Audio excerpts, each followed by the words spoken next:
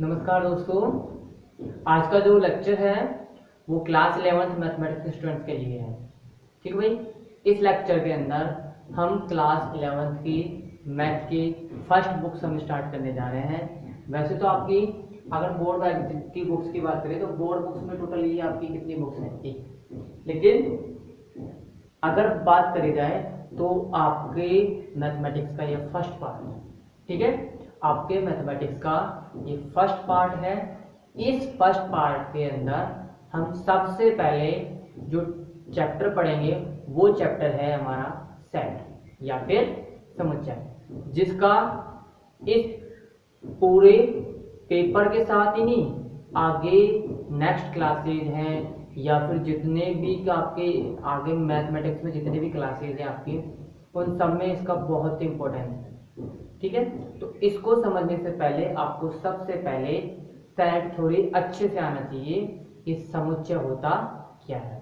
ठीक है, अब देखो हम समुच्चय की बात करते हैं। तो समुच्चय में आपको डेफिनेशन से पार नहीं पड़ने वाली। हम आपको डेफिनेशन ही नहीं, इसके बहुत सारे प्रकार, बहुत सारे प्रॉपर्टीज, सब कुछ का अध्ययन करेंगे। लेकिन सबसे पहले आपको कुछ इंपॉर्टेंट चीजों का बहुत अच्छे से ध्यान रखना है कि आपको इस मैथमेटिक्स में, ये मैथमेटिक्स आपने जो 10th लेवल तक पढ़ी उससे बहुत ही डिफरेंट मैथमेटिक्स है। तो इसमें आपको अगर पारंगत होना है तो आपको प्रत्येक डेफिनेशन या प्रत्येक कंसेप्ट को अच्छी से समझना है। उससे रिलेटेड ज्यादा से ज्यादा आपको क्वेश्चंस करने हैं। साथ ही साथ आपको प्रत्येक डेफिनेशन को समझने के साथ साथ उसका यूज भी देखना है कि आगे हम उसका किस प्रकार से उपयोग कर सकते हैं। एक एक वर्ड का मीनिंग आपको समझ में आना चाहिए कि ये वर्ड किस सिंबल, ये संकेत का नाम क्या है, कि आपको इसको क्या बोलते हैं, इसको क्या नहीं बोलते, तो सब कुछ आना चाहिए आपको। छोटी छोटी माइनर्स जो भी आपकी इंफॉर्मेशन है, छोटी छोटी जितनी भी सूचनाएं हैं वो आपको कंप्लीटली आनी चाहिए। यहाँ पे डेफिनेशन से पार नहीं पड़ने वाली, आपको प्रत्येक कंसेप्ट अच्छे से क्लियर करना होगा। ठीक है, तो सबसे पहले हम स्टार्ट करते हैं आपके चैप्टर नंबर फर्स्ट, जिसका नाम सेट है। और ये जो सेट है या ये जो चैप्टर है ये आपके मैथमेटिक्स का आधार है। कहने का मतलब ये चैप्टर नंबर फर्स्ट आपका क्या है, संपूर्ण मैथमेटिक्स का आधार है या बेसिक है। तो देखो सेट होता क्या है इसके बारे में समझिए। आपसे मैं ये बोल दूं कि आपकी कक्षा में सभी विद्यार्थियों, मतलब छात्र छात्राओं दोनों, सभी विद्यार्थियों के नामों का समुच्चय बनाइए या नामों का एक संग्रह बनाइए। मतलब एक संग्रह बनाना, एक सारणी या एक लिस्ट बनाइए जिसमें आपकी कक्षा के सभी विद्यार्थियों के नाम क्या हो, सम्मिलित हो। ठीक है, तो बना सकते हो आप, इजीली बना भी सकते हो, ये भी कह सकते हो सकता है आप उसमें कुछ स्टूडेंट ऐसे भी हो जिनके नाम भी सेम हो। ठीक है, कुछ स्टूडेंट ऐसे भी हो सकते हैं जिनका अलावा और उस नाम का कोई स्टूडेंट भी ना हो, एग्जिस्ट मतलब विद्यमान ना हो उस क्लास के अंदर। तो बहुत सारी पॉसिबिलिटी है कि आपने क्या किया है, आपने अपनी आपकी जो भी कक्षा में जितने विद्यार्थी हैं उनका आपने क्या किया, लिस्ट बनाई। ठीक है, तो आपने देखा कि कुछ स्टूडेंट ऐसे हैं जिनके नाम तो सेम है, कुछ ऐसे हैं जिनके नाम सेम नहीं है, मतलब उनके नाम के जैसा कोई दूसरा विद्यार्थी नहीं है। ठीक है, अब देखो आपसे मैंने सिर्फ यही तो कहा है कि आपकी कक्षा के जितने विद्यार्थी हैं उनके नामों का संग्रह बनाइए। तो आप आपकी कक्षा के तो बनाओगे, अदर का नहीं बनाओगे। आपको पता तो है ना, आपको ये तो पता चली गया है कि मुझे करना क्या है, मतलब मुझे क्या करना है। आपको करना क्या है, आपको सिर्फ कक्षा 11वीं के विद्यार्थियों का संग्रह बनाना है। ठीक है, तो आप देखते हो उस संग्रह के अंदर आप क्या पाते हो कि उस संग्रह में आप ये कह पाते हो कि उसमें आप इतना स्पष्ट कर पा रहे हो कि हमें करना क्या है या फिर हमें किन विद्यार्थियों का कलेक्शन करना है। ठीक है, कहने का मतलब है आपने संग्रह बनाया तो उसमें देखा कि दो स्टूडेंट ऐसे जिनके नाम सेम है, तो आप क्या करोगे, आप उन नाम को लिख लोगे, अभी लिख लोगे। लेकिन मैं आपसे पूछूंगा कि इस नाम का कोई स्टूडेंट है, तो स्टूडेंट कितने बोलेंगे, अगर दो है तो दो बोलेंगे, लेकिन नाम कितना है, एक। आपको सिर्फ नामों का संग्रह बनाना है, स्टूडेंट्स का संग्रह नहीं बनाना, ठीक है। तो आपको ये भी पता चल चुका है कि किस क्लास के स्टूडेंट्स का बनाना है और किसका बनाना है, उनमें भी आप उनके नामों का। तो एक तरीके से ये क्या हो गए, सभी के सभी वस्तुएं मान लो, क्या मान लो, वस्तुएं। इसी प्रकार मैं आपसे कह दूं कि अंग्रेजी वर्णमाला में जितने भी स्वर हैं उन सभी का संग्रह बनाओ। तो आपको पता है कौन कौन से स्वर हैं, कौन कौन से वोवेल्स हैं, ए ई आई ओ यू, ठीक है। इसी प्रकार मैं आपसे कह दूं कि अंग्रेजी वर्णमाला के व्यंजन या कॉन्स्टेंट्स की का संग्रह बनाइए। तो आप बना सकते हो, आपको पता है कौन कौन से व्यंजन है। इसी प्रकार मैं आपसे ये कह दूं कि जितने भी आर्टिकल्स हैं, जितने भी आर्टिकल हैं जो कि इंग्लिश में यूज आते हैं, आपके इंग्लिश ग्रामर में जो भी उपयोग में आने वाले आर्टिकल का नाम लिखो। तो टोटली आपको पता है कितने आर्टिकल है, ए एन और द, ठीक है। टोटल आपको आर्टिकल पता है। तो मैं क्या कर रहा हूँ, मैं क्या कर रहा हूँ, वस्तुओं का संग्रह कर रहा हूँ। वस्तु क्या है, नाम भी हो सकती है, ठीक है, नाम भी हो सकती हैं, कुछ और भी हो सकते हैं, स्थान भी हो सकता है। मैं आपसे कहूँ कि राजस्थान के जितने भी जिले हैं उन सब का संग्रह बनाइए, तो वो भी संग्रह ही है, उसमें आपको नाम का संग्रह तो बनाना है कि इस जिले का नाम ये, इसका नाम ये है। तो आप कर क्या रहे हो, वस्तुओं या स्थानों आदि का क्या कर रहे हो, संग्रह कर रहे हो। लेकिन वो संग्रह आप इस प्रकार से कर पा रहे हो कि आप ये बता पा रहे हो कि ये इस संग्रह में होगा या नहीं, ठीक है। ये जो आपका अवयव है, ये जो आपने बनाया है संग्रह, उसमें आप ये बता पा रहे हो कि ये अवयव इस संग्रह में है या नहीं है, ठीक है। तो जो ये संग्रह होता है, ये जो इस प्रकार का संग्रह होता है जिसमें वस्तुएं विभिन्न प्रकार की हो, तो विभिन्न प्रकार की वस्तुओं का सुपरिभाषित संग्रह या वस्तुओं के सुपरिभाषित संग्रह को क्या कहते हैं, समुच्चय कहते हैं। इसको इंग्लिश में बोलते हैं सेट्स, ठीक है। क्या बोलते हैं इसको, सेट बोलते हैं। और इसकी डेफिनेशन होती है कि वस्तुओं के सुपरिभाषित संग्रह को, वस्तुओं के सुपरिभाषित संग्रह को समुच्चय कहते हैं। वस्तुओं के सुपरिभाषित संग्रह को समुच्चय कहते हैं। क्या कहते हैं कि वस्तुओं के सुपरिभाषित संग्रह को समुच्चय कहते हैं। आप देखो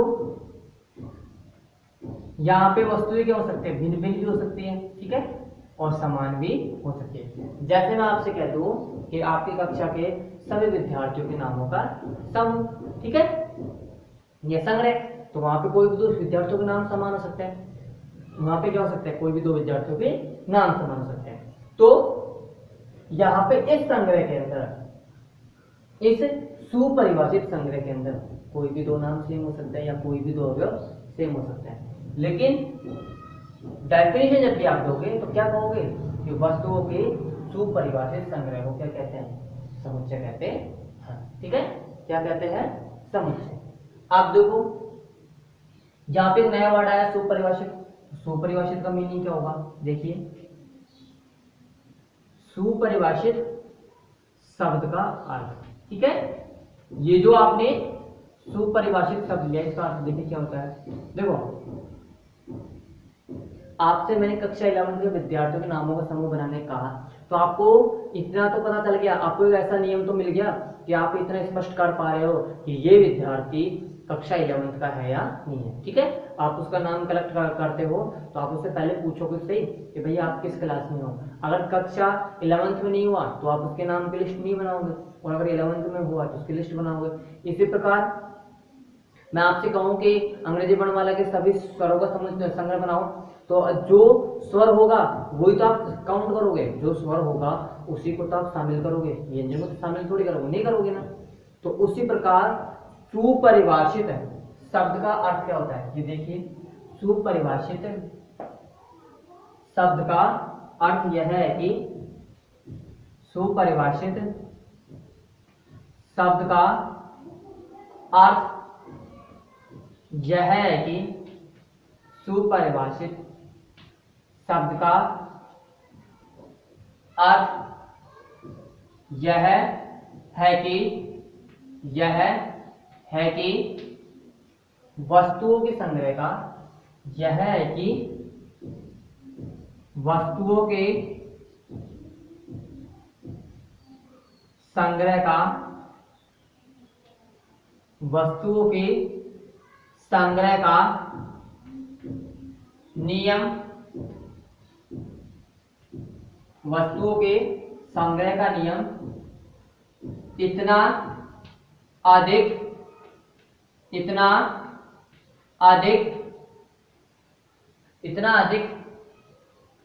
स्पष्ट हो कि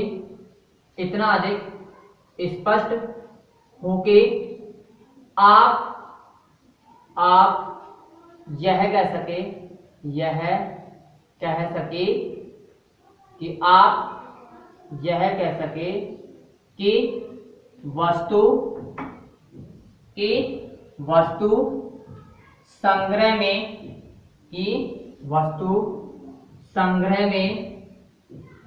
होगी या नहीं, वस्तु संग्रह में होगी या नहीं। ठीक है, यहाँ पे जो नया वर्ड आया है उसका मीनिंग क्या है, सुपरिभाषित वर्ड का मीनिंग, उसका मीनिंग यह है कि वस्तुओं के संग्रह या फिर वस्तुओं के चयन का नियम। आप इसको चयन भी लिख सकते हो, या तो संग्रह लिख लो कि, या फिर आप क्या लिख दो कि वस्तुओं के चयन का नियम इतना अधिक स्पष्ट हो कि आप यह कह सके कि वस्तु संग्रह में होगी या नहीं होगी। मतलब नियम आपका इस पर इतना स्पष्ट होना चाहिए, इतना शुद्ध होना चाहिए, इतना क्या नाम से सरल होना चाहिए कि आप यह कह सको कि ये वस्तु संग्रह में होगी या नहीं। ठीक है, तो इस सुपरिभाषित शब्द का मीनिंग ये रहा। तो इसकी डेफिनेशन हो गई समुच्चय की कि वस्तुओं के सुपरिभाषित संग्रह को क्या कहते हैं, सुपरिभाषित संग्रह को समुच्चय कहते हैं। क्या कहते हैं, समुच्चय कहते हैं। अब देखो, ये तो आपने समुच्चय की डेफिनेशन पढ़ ली। अब ये समुच्चय सिद्धांत दिया किसने था, ठीक है, समुच्चय सिद्धांत दिया किसने था उसके बारे में जान लीजिए। तो देखो, सर्वप्रथम समुच्चय सिद्धांत, सर्वप्रथम समुच्चय सिद्धांत, समुच्चय सिद्धांत किसने दिया, जर्मन गणितज्ञ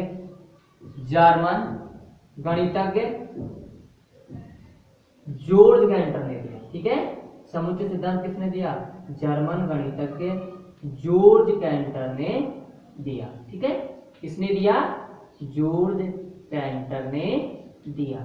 ठीक है, तो ये आपको पता चल गया कि समुच्चय किसने, समुच्चय की डेफिनेशन किसने दी, समुच्चय के बारे में इतनी इंफॉर्मेशन हमको किसने प्रोवाइड करवाई, तो सबसे पहले प्रोवाइड करवाई हमें जर्मन गणितज्ञ जॉर्ज कैंटर ने। ठीक है, अब देखिए सेट की डेफिनेशन हो गई, सेट के अंदर एक वर्ड आया, डेफिनेशन के अंदर सुपरिभाषित उसका मीनिंग भी आपने समझ लिया।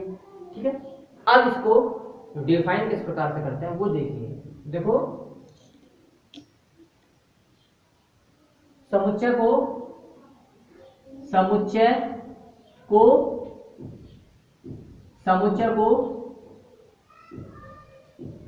अंग्रेजी वर्णमाला के, समुच्चय को अंग्रेजी वर्णमाला के बड़े अक्षरों से व्यक्त करते हैं।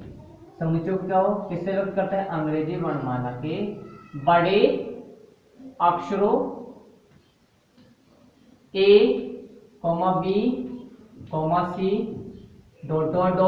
X, Y, Z से व्यक्त करते हैं। ठीक है भाई, इससे व्यक्त करते हैं A, B, C, X, Y, Z से व्यक्त करते हैं। तथा इसके अवयवों को,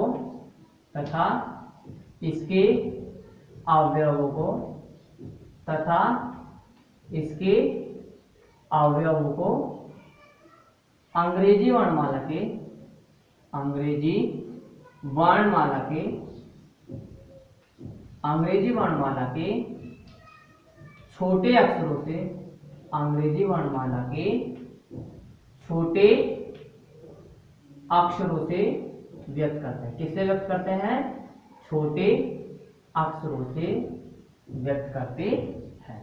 ठीक है,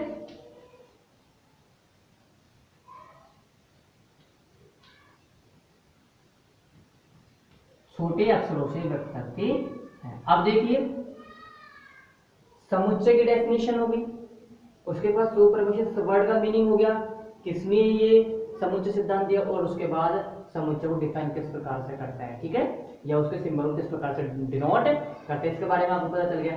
अब हम इसके सबसे पहले एग्जांपल्स के बारे में बात करते हैं। ठीक है, तो एग्जांपल देखो, एग्जांपल है आपका अंग्रेजी वर्णमाला के स्वरों का समुच्चय। ठीक है, फर्स्ट एग्जांपल है आपका अंग्रेजी वर्णमाला के स्वरों का समुच्चय। अंग्रेजी वर्णमाला के स्वरों का समुच्चय। आप क्या किससे व्यक्त कर दो इसको? अंग्रेजी वर्णमाला के स्वरों के समुच्चय को आपने व्यक्त कर दिया कैपिटल ए से। और इसमें कौन कौन से एलिमेंट होंगे? इसमें एलिमेंट होंगे small a, small e, small i, small o, small u. ठीक है, तो ये क्या हो गया? अंग्रेजी वर्णमाला के स्वरों का समुच्चय हो गया। इसी प्रकार आप सेकंड एग्जांपल ले लिए। सेकंड एग्जांपल क्या होगा आपका? आपका होगा प्रथम 5 के, प्रथम या फिर प्रथम 5 अभाज्य संख्याओं का समुच्चय। प्रथम 5 अभाज्य संख्याओं का समुच्चय। क्या होगा समुच्चय? प्रथम 5 अभाज्य संख्याएं कौन कौन सी है? मैंने इसको किससे व्यक्त कर दिया? मैंने व्यक्त कर दिया कैपिटल टी से। ठीक है, प्रथम 5 अभाज्य संख्या कौन कौन सी है? 2, 3, 5, 7, 11। ठीक है, ये क्या है? प्रथम 5 अभाज्य संख्या है। अभाज्य संख्या भी होती है जिनमें स्वयं का और एक का केवल भाग जाता हो, उसके अलावा वो किसी और संख्या से विभाजित नहीं होती हो।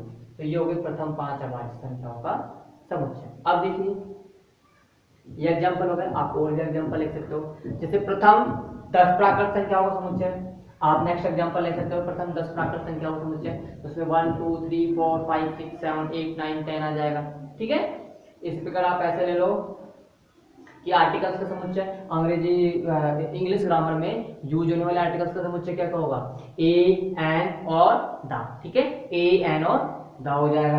इसी प्रकार आप ये कह सकते हो कि 3 के प्रथम 5 धन गुणज।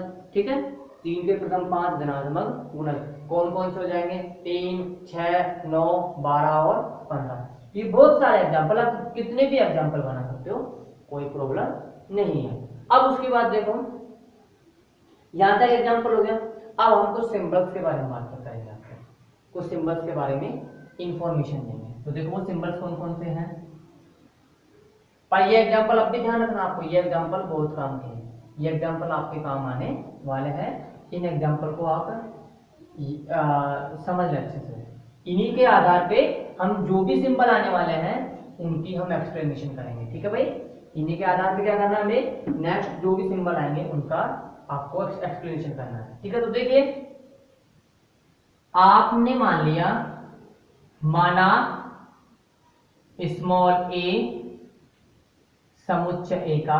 भाई यहाँ पे देखते हो आप, तो यहाँ पे सेट को किससे व्यक्त किया है? कैपिटल ए से। और एलिमेंट कौन कौन से? ए, ई, आई, ओ, यू। ठीक है, तो आप देखते हो कि माना स्मॉल ए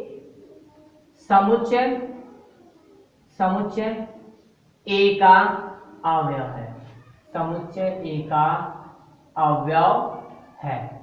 तो इसे small a belongs to capital A से क्या करते हैं? लिखते हैं। किससे लिखते हैं? कि small a belongs to capital A. इसको क्या बोलते हैं, ये तो एलिमेंट हो गया, ये सेट हो गया, और इस चिन्ह को बोलते हैं बिलोंग्स टू, मतलब क्या अवयव है।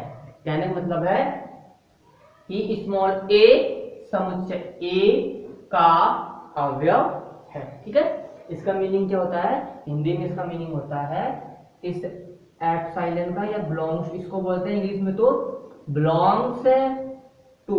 ठीक है, क्या बोलते हैं इसको इंग्लिश में, बिलोंग्स टू, और हिंदी में बोलते हैं इसको का अवयव है। ठीक है, का अवयव है। तो ये इस सिंबल का मीनिंग हो गया। ठीक है, ये क्या हो गया, सिंबल का मीनिंग हो गया। इसको आप अपनी नोटबुक में इस प्रकार से भी लिख सकते हो। ठीक है, तो माना ए समुच्चय ए का अवयव है, तो इसे किस प्रकार से लिखोगे, small a belongs to capital A से लिखोगे। ठीक है, और अगर नहीं है तो तथा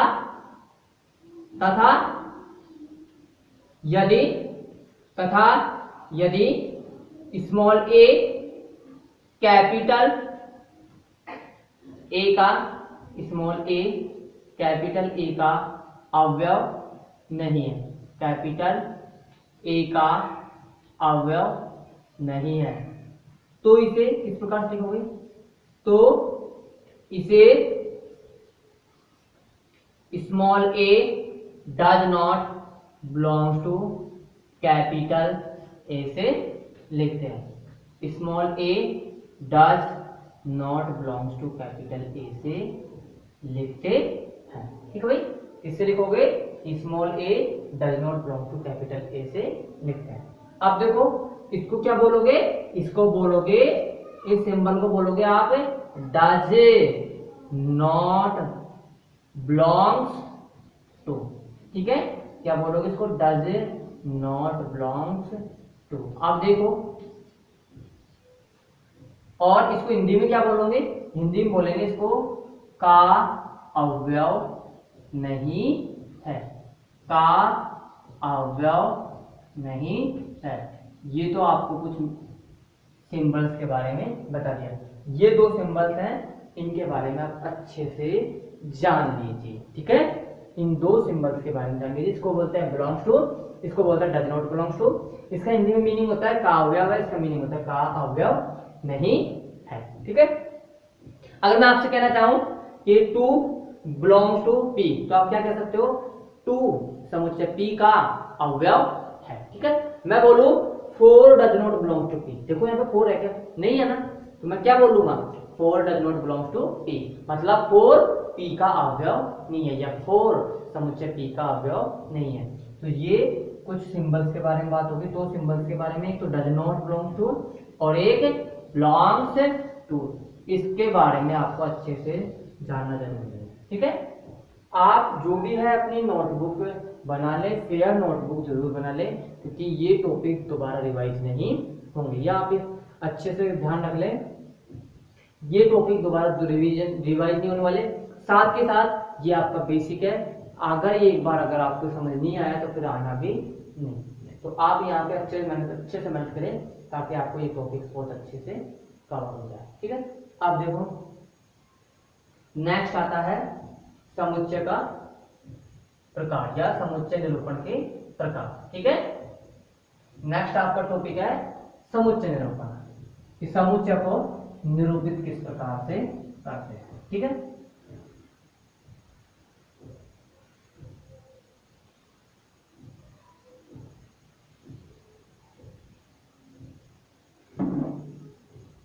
नेक्स्ट है आपका टॉपिक समुच्चय निरूपण। ठीक है, क्या है, समुच्चय निरूपण, और उसको इंग्लिश में बोलेंगे रिप्रेजेंटेशन ऑफ सेट। आप जितनी भी इंग्लिश की टर्म्स आ रही हैं, इन सभी को अच्छे से याद कर लें, क्योंकि आगे बहुत काम आएंगे। ठीक है, क्योंकि हम ज्यादातर जो भी बात करेंगे वो सब हम इंग्लिश में करेंगे। रिप्रेजेंटेशन ऑफ सेट, ठीक है, समुच्चय का निरूपण, यह आपका नेक्स्ट टॉपिक है, समुच्चय का निरूपण। आप देखो समुच्चय को आपने व्यक्त किससे किया, अंग्रेजी वर्णमाला के बड़े अक्षर से, ठीक है, और उसके अवयव को आपने किससे व्यक्त किया, अंग्रेजी वर्णमाला के छोटे अक्षरों से, ठीक है। लेकिन यहाँ पे अवयव कुछ भी हो सकते हैं, अवयव आपके कुछ भी हो सकते हैं। आपने देखा सेकंड जो एग्जाम्पल था अभी आपका, प्रथम 5 अभाज्य प्राकृत संख्याओं का समुच्चय, तो वहां पे देखा आपने कि अवयव है वो अंग्रेजी वर्णमाला के एलिमेंट नहीं है, वो क्या है, वो समुच्चय n के अवयव है या फिर कोई संख्या है, ना कि वहां पर अंग्रेजी वर्णमाला के कोई भी एलिमेंट है, ठीक है, या कोई भी वर्ड है। तो देखो समुच्चय का जो निरूपण है कितने प्रकार से किया जाता है, समुच्चय का निरूपण किया जाता है 2 प्रकार से, ठीक है। समुच्चय का निरूपण किस प्रकार से किया जाता है, 2 प्रकार से किया जाता है। कौन कौन से वो देखिए, समुच्चय निरूपण, समुच्चय निरूपण 2 प्रकार से किया जाता है, समुच्चय निरूपण 2 प्रकार से किया जाता है, ठीक है। समुच्चय का निरूपण किस प्रकार किया जाता है, समुच्चय का निरूपण 2 प्रकार से किया जाता है। कौन कौन से हैं, पहला है सारणीबद्ध रूप या रोस्टर रूप, सारणीबद्ध रूप या रोस्टर रूप, ठीक है। क्या बोलेंगे इसको इंग्लिश में, इंग्लिश में बोलेंगे हम, इंग्लिश में इसको बोलेंगे tabular, tabular form, tabular form या रोस्टर फॉर्म, ठीक है, टेबुलर फॉर्म या रोस्टर फॉर्म। और सेकंड है आपका नियम रूप, सेकंड कौन सा है, नियम रूप, ठीक है। इसको इंग्लिश में क्या बोलते हैं, रूल फॉर्म, रूल फॉर्म। तो ये आपके समुच्चय निरूपण के 2 टाइप हो। अब देखिए यहाँ पे दोनों टाइप को हम समझेंगे, अच्छे से एक्सप्लेन करेंगे दोनों टाइप को, ठीक है। देखो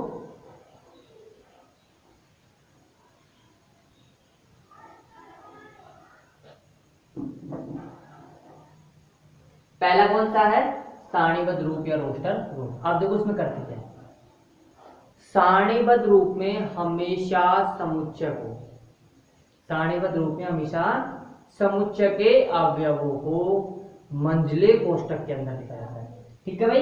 इस फॉर्म में क्या करते हैं हम, इस फॉर्म के अंदर समुच्चय के अवयवों को मंझले कोष्ठक के अंदर लिखते हैं, साथ ही साथ प्रत्येक अवयव के मध्य क्या होता है, कोमा का चिन्ह होता है, ठीक है। प्रत्येक अवयव के मध्य किसका चिन्ह होता है, प्रत्येक अवयव के मध्य कोमा का चिन्ह होता है, ठीक है। किसका चिन्ह होता है, कोमा का चिन्ह होता है। तो ये बात आप हमेशा ध्यान रखें। जब भी आपसे कहे कि इस समुच्चय का सारणीबद्ध रूप या रोस्टर रूप क्या होगा, तो हमेशा क्या करना है, इसको समुच्चय को हमेशा, समुच्चय के अवयवों को हमेशा मंझले कोष्ठक के अंदर लिखना है, साथ ही साथ उसके प्रत्येक अवयवों के मध्य किसका चिन्ह होना चाहिए, कोमा का चिन्ह होना चाहिए, ठीक है। देखो किस प्रकार से निरूपित करते हैं सारणीबद्ध रूप में, ये भी देख लीजिए। तो फर्स्ट नंबर सारणीबद्ध रूप या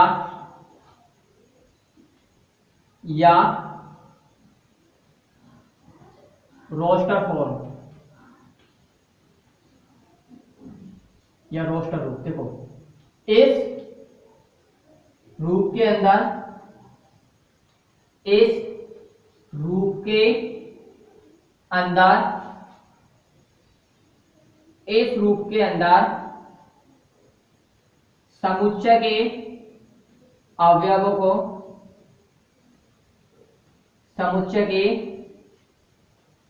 अवयवों को, इस रूप के अंदर समुच्चय के अवयवों को अंग्रेजी या समुच्चय के अवयवों को मंझले कोष्ठक के अंदर, समुच्चय के अवयवों को मंझले कोष्ठक के अंदर लिखा जाता है। क्या कहते हैं? इस रूप के अंदर समुच्चय के अवयवों को मंझले कोष्ठक के अंदर, मंझले कोष्ठक के अंदर कोमा के चिन्ह से पृथक करके, कोमा के चिन्ह से पृथक करके लिखा जाता है। कोमा के चिन्ह से पृथक करके, कोमा के चिन्ह से पृथक करके लिखा जाता है। कोमा के चिन्ह से पृथक करके लिखा जाता है। ठीक भाई, क्या करते हैं? कोमा के चिन्ह से पृथक करके लिखा जाता है।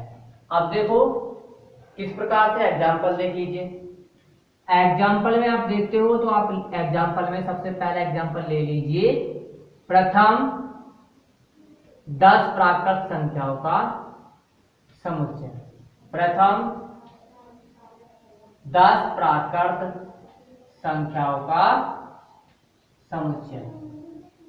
प्रथम 10 प्राकृत संख्याओं का समुच्चय। ठीक है भाई, 10 प्राकृत संख्याओं का समुच्चय। तो मान लीजिए कौन कौन, उस सेट को मान लिया आपने किससे व्यक्त किया? कैपिटल ए से। और प्रथम 10 प्राकृत संख्या कौन कौन सी? 1, 2, 3, 4, 5, 6, 7, 8, 9, 10। ठीक है, तो ये क्या हो गया? प्रथम 10 प्राकृत संख्याओं का समुच्चय हो गया। अब इसके बाद आप कुछ और भी लिख लीजिए। एग्जाम्पल नंबर सेकंड, अंग्रेजी व्याकरण के, अंग्रेजी व्याकरण में या अंग्रेजी व्याकरण के आर्टिकल के नामों का समुच्चय। अंग्रेजी व्याकरण के आर्टिकल के नामों का समुच्चय। ठीक है, आर्टिकल के नामों का समुच्चय क्या होगा? आर्टिकल के नामों का समुच्चय वो देखिए, आपने व्यक्त कर दिया इसको, सेट को बी से। एलिमेंट्स को आपने किसके अंदर लिखा? आपने लिखा मंझले कोष्ठक के अंदर। और आर्टिकल्स कौन कौन से हैं? आर्टिकल्स है ए, एन, द। ठीक है, कहने का मतलब है कि अवयवों को तो आपने मंझले कोष्ठक के अंदर लिख दिया और प्रत्येक को किससे पृथक किया? कोमा के चिन्ह से पृथक करके लिख दिया। ठीक है, तो ये कौन सा रूप हो गया? ये समुच्चय का सारणीबद्ध रूप या रोस्टर रूप हो गया। इस रूप के अंदर समुच्चय के अवयवों को मंझले कोष्ठक के अंदर लिखा जाता है और प्रत्येक अवयव को कोमा के चिन्ह से पृथक किया जाता है। ठीक है, सेकंड होता है आपका नियम रूप। ठीक है, सेकंड जो होता है समुच्चय निरूपण के लिए कौन सा रूप अपनाते हैं? नियम रूप अपनाते हैं। तो नियम रूप देखिए क्या होता है नियम रूप।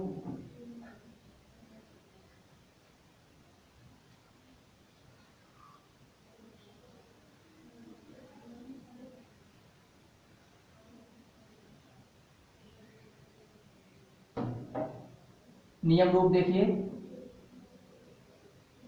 नियम रूप ये आपका सेकंड या रूल फॉर्म या फिर रूल फॉर्म। ठीक है, अब तो कुछ रूप के अंदर करते क्या है?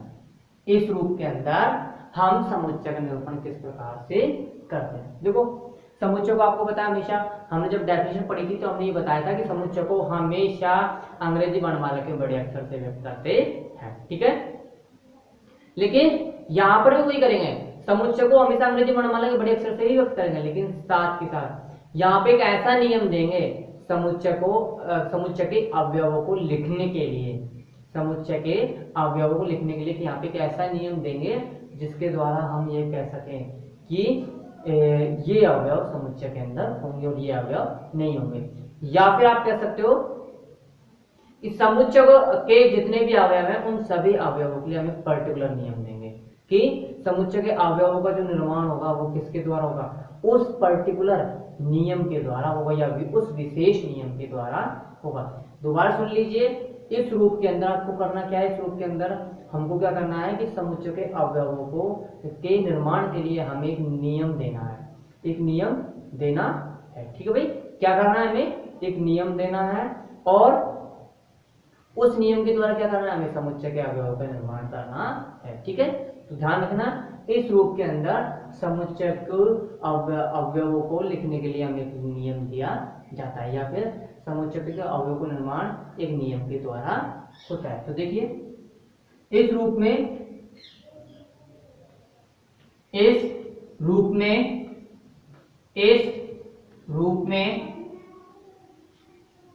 समुच्चय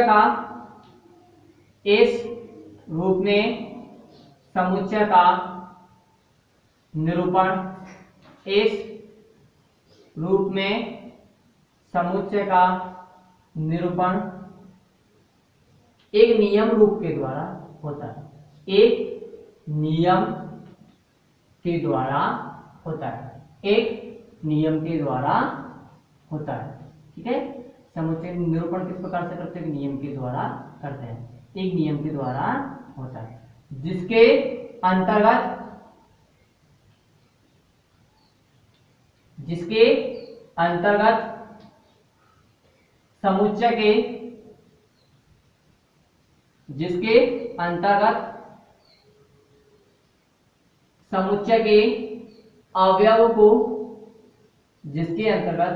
समुच्चय के अवयवों को